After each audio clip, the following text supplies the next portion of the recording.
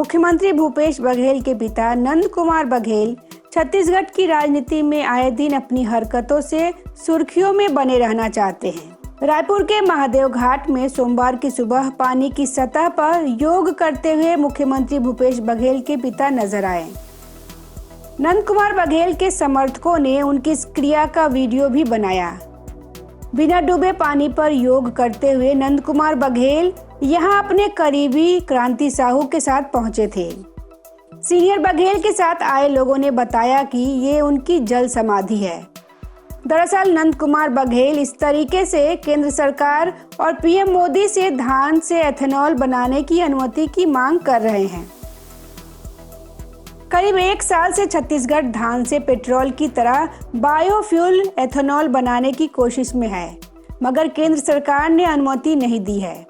नंद कुमार बघेल के करीबी ने बताया कि खारून नदी के पानी पर इस जल समाधि से बघेल केंद्र सरकार को संदेश देना चाहते हैं कि वो एथेनॉल बनाने की अनुमति राज्य सरकार को दे, ताकि प्रदेश के किसान और समृद्ध हो, प्रदेश में विकास के कार्य बढ़े। पानी में करीब 10 मिनट इसी तरह बिताने के बाद नंद कुमार बघेल पानी से बाहर आए, समर्थकों के साथ तस्वीर खिंचवाई और चले गए। पिछले सप्ताह तबीयत बिगड़ने की वजह से उन्हें रायपुर के एक अस्पताल में भर्ती कराया गया था। पानी की सतह पर यूं बिना डूबना जल योग का एक तरीका है। यह दिखने में आसान लगता है, मगर बिना किसी हरकत के पानी की सतह पर शरीर को टिकाए रखना योग में एक्सपर्ट व्यक्ति ही कर सकता है। 86 साल की उम्र में ये क्रिया करके नंद कुमार बघेल ने सभी को चौंका दिया। वो डूब भी नहीं रहे थे। हैरत की बात थी कि पानी की सतह पर बने रहने के दौरान नंद कुमार बघेल हाथ पैर भी नहीं हिला रहे थे। खारून तट पर पुलिस भी तैनात थी और कोई गड़बड़ी ना हो इसके लिए गोताखोर भी थे। जल योग के कई तरह के फायदे हैं। शरीर को ढीला रखकर पानी पर देह को संतुलित किया जाता है। इसे कई दिनों के अभ्यास के बाद लोग कर पाते हैं। इस योग में ब्लड प्रेशर, डिप्रेशन और कब्ज जैसी शारीरिक दिक्कतों से राहत मिलती है। Bureau report, public news. अगले साल की शुरुआत में उत्तर प्रदेश विधानसभा चुनाव होने को हैं। इन चुनावों में भारतीय जनता पार्टी, समाजवादी सहित अधिकांश पार्टियां अपना दमखम दिखाने की कोशिशों में जुटी हुई हैं।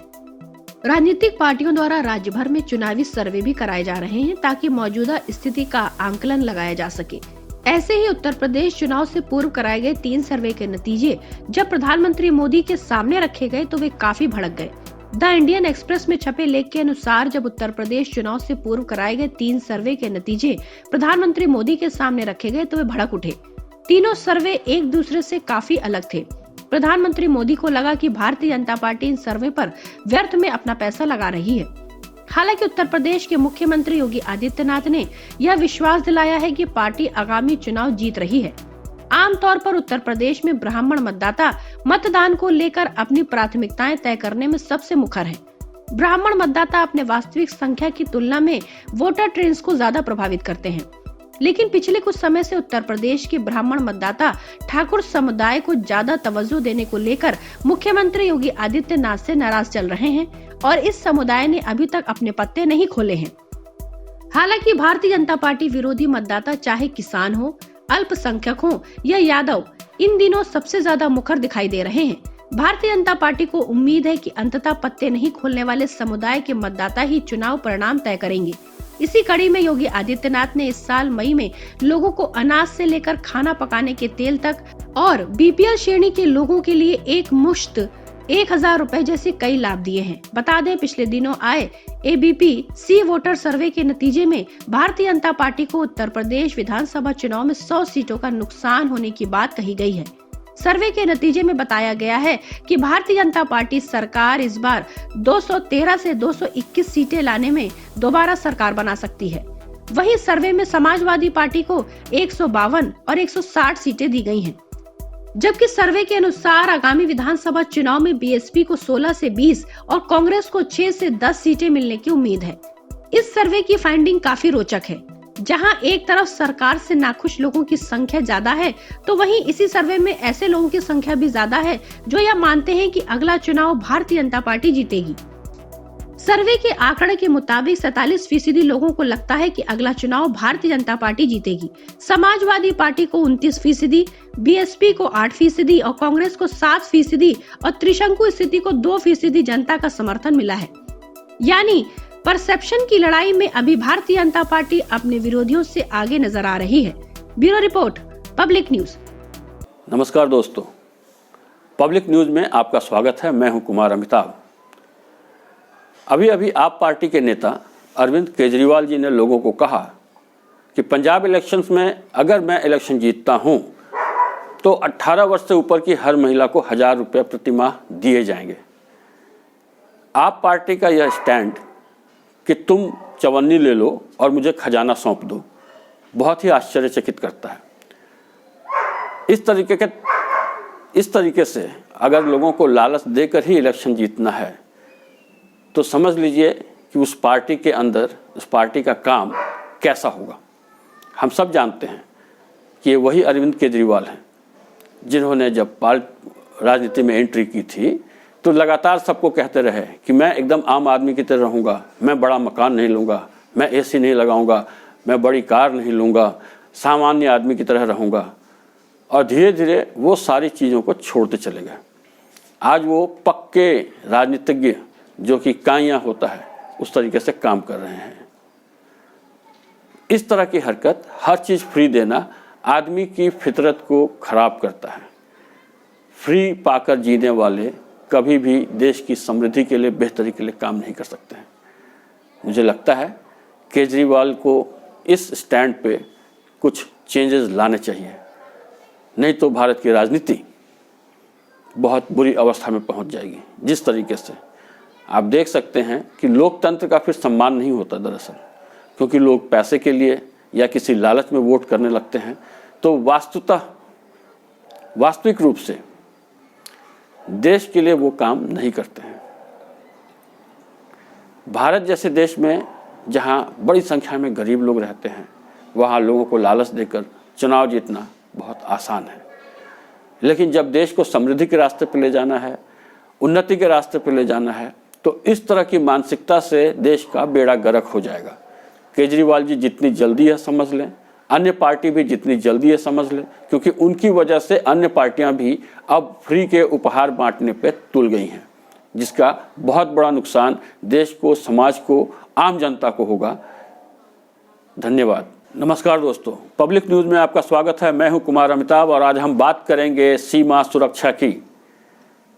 भारत सरकार यानी मोदी सरकार ने सीमा पर तस्करी और अवैध हथियारों के लेन देन का मामला बढ़ते देख बीएसएफ को 15 किलोमीटर के बजाय 50 किलोमीटर तक सीमा के अंदर कार्रवाई करने की इजाज़त दे दी है। और इस अनुमति का सबसे ज़्यादा विरोध पंजाब और बंगाल कर रहे हैं। आसाम, राजस्थान से ऐसा कोई विरोध सामने नहीं आया है। देश की सुरक्षा का मसला है और जिस तरीके से आतंकवाद बढ़ रहा है, नशीले पदार्थों की तस्करी बढ़ रही है, उस लिहाज से यह एक जरूरी कदम था। लेकिन शायद कांग्रेस को या अन्य विपक्षी दलों को, टीएमसी को यह समझ में नहीं आ रहा। उन्हें ऐसा लग रहा है कि उनके अधिकार क्षेत्र में अनुचित दखल दिया जा रहा है। ऐसा हो सकता है, लेकिन इसमें जो तथ्य सामने आए हैं कि कई नेताओं के अवैध धंधों में मेल मिलाप से काम चल रहा होता है, तो वो कतई नहीं चाहते कि केंद्र सरकार का हस्तक्षेप वहाँ पे हो। इससे उनका खेल खराब हो सकता है। हाल के दिनों में यह पाया गया है कि पाकिस्तान की तरफ से पंजाब में बड़े पैमाने पर हथियार ड्रोन के माध्यम से भेजे जा रहे हैं। सीमित सीमा होने की वजह से बीएसएफ कई बार कार्रवाई नहीं कर पाती थी और लोकल पुलिस पे भरोसा करना बहुत मुश्किल है। करप्शन इतना हाई लेवल पे है कि स्टेट पुलिस पे नियंत्रण, तस्करी को रोकना बहुत मुश्किल काम हो गया है। जब लगातार ऐसी घटनाएं होती रहीं तब जाकर केंद्र सरकार ने यह निर्णय लिया कि बीएसएफ का कार्यक्षेत्र बढ़ाया जाए।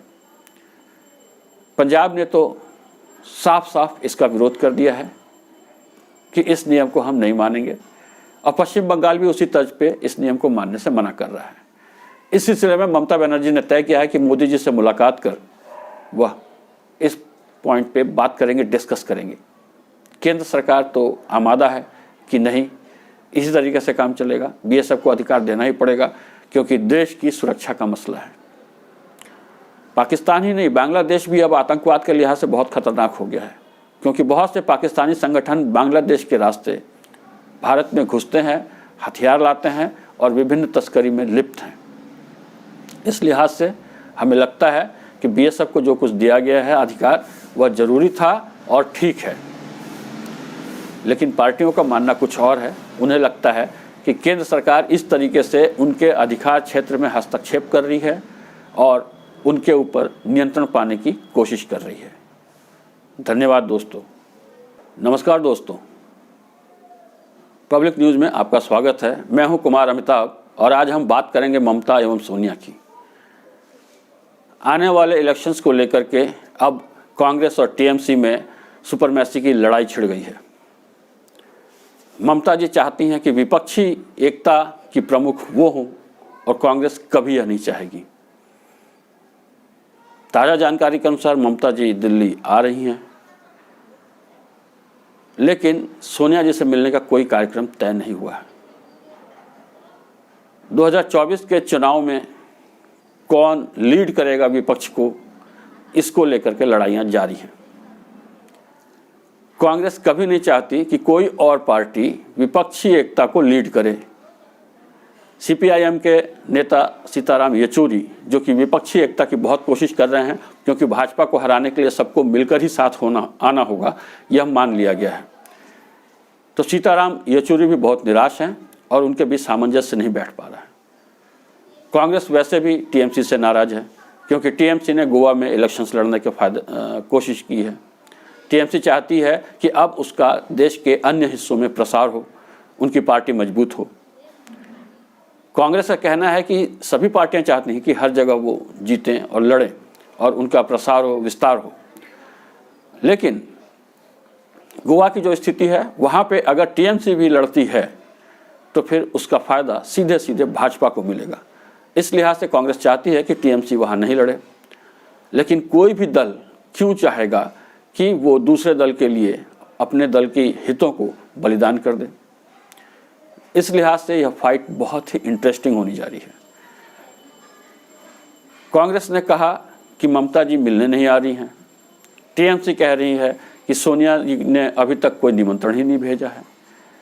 तो बड़ा पसोपेश का मामला है कि दोनों कैसे मिलेंगे, क्योंकि इनका मिलना भी 2024 के चुनाव के लिहाज से बहुत ज़रूरी है। अगर कांग्रेस और टीएमसी अलग अलग हो जाती हैं, अलग अलग लड़ने की बात करती हैं, तो सारी विपक्षी एकता बिखर जाएगी और भाजपा को सीधा सीधा फायदा मिलेगा।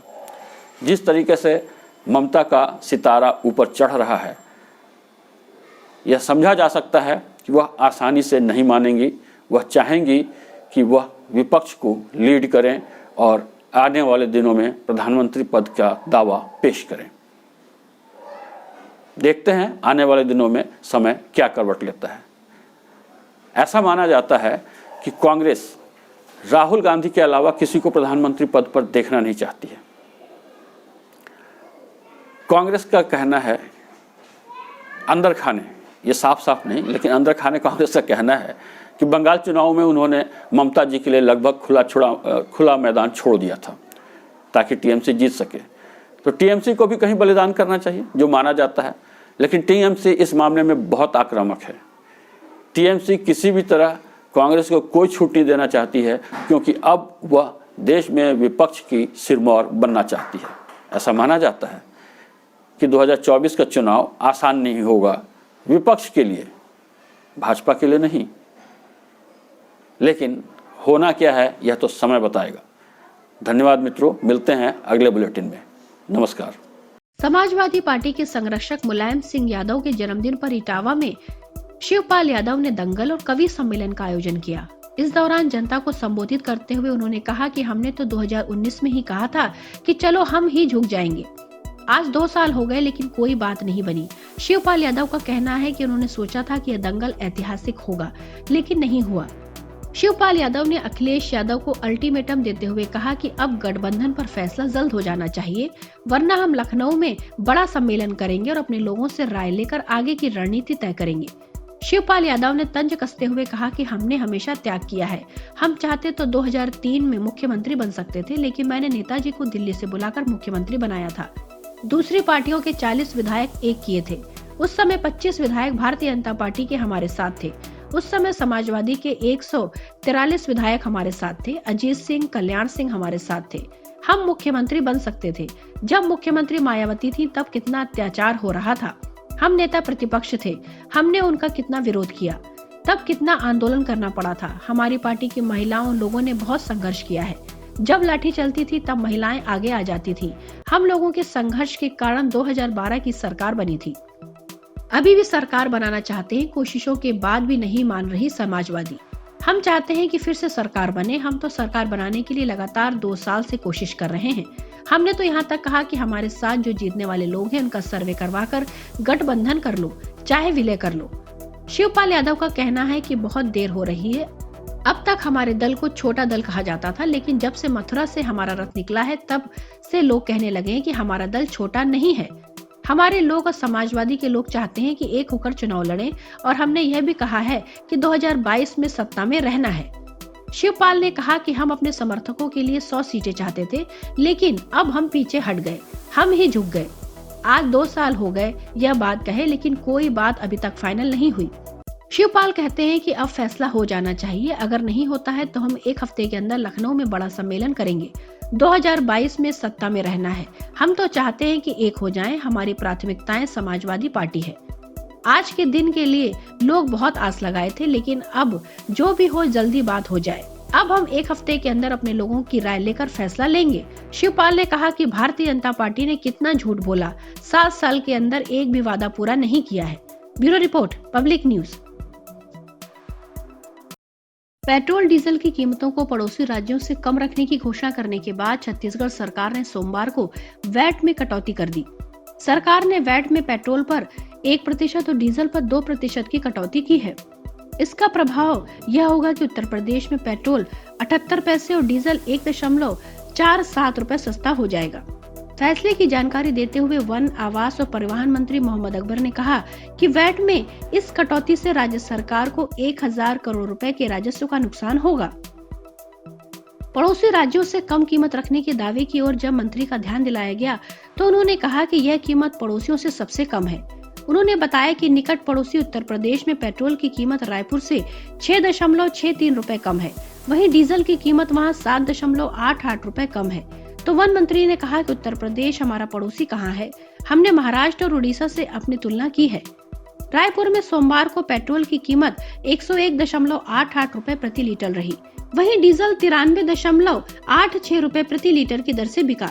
सरकार के इस फैसले के बाद रायपुर में पेट्रोल की कीमत 101.1 रुपए, वहीं डीजल 92.86 रुपए प्रति लीटर की दर से बिका। सरकार के इस फैसले के बाद रायपुर में पेट्रोल की कीमत 101.1 रुपए और डीजल की कीमत 92.39 रुपए प्रति लीटर हो जाएगी। इसे कांग्रेस बड़ी राहत बता रही है। दूसरी तरफ प्रदेश का प्रमुख विपक्षी दल भारतीय जनता पार्टी इसे जनता के साथ छलावा करार दे रहा है। सोमवार को जब कैबिनेट बैठक में सरकार ने पेट्रोल और डीजल के रेट कम करने का ऐलान किया तो सड़कों पर कांग्रेसी खुशी मनाने लगे। रायपुर के जी स्थित पेट्रोल पंप पर पेट्रोल करीब 90 पैसे और डीजल 1.5 रुपए सस्ता किए जाने से प्रदेश सरकार के फैसले से विधायक विकास उपाध्याय बेहद खुश नजर आए। उन्होंने लोगों के बीच जाकर मिठाई बांटी, सभी को गुलाल का तिलक लगाकर बधाई दी। इस फैसले को महंगाई के बीच जनता को राहत देने वाला फैसला बताया। भारतीय जनता पार्टी प्रदेश अध्यक्ष नंद कुमार साय ने इसे लेकर अपना बयान जारी किया। साय ने कहा कि मुंगेरी लाल के हसीन सपने दिखाकर प्रदेश की जनता के साथ गंदा मजाक करने वाली भूपेश सरकार पेट्रोल डीजल में छूट देकर जो बड़ा एहसान किया है उसका कर्ज जनता उनको 2023 में सूद समेत चुकाएगी। पेट्रोल डीजल के दाम में की गई मामूली कमी को प्रदेश के नेता प्रतिपक्ष धर्मलाल कौशिक और भारतीय जनता पार्टी संगठन ने खोदा पहाड़ निकली चुहिया की तरह बताया। कौशिक ने कहा कि लोग बड़ी राहत की उम्मीद कर रहे थे। प्रदेश कांग्रेस अध्यक्ष मोहन मरकाम ने कहा कि मुख्यमंत्री भूपेश बघेल और कांग्रेस सरकार ने पेट्रोल के दामों में कटौती कर राज्य की जनता को महंगाई से बड़ी राहत दी है।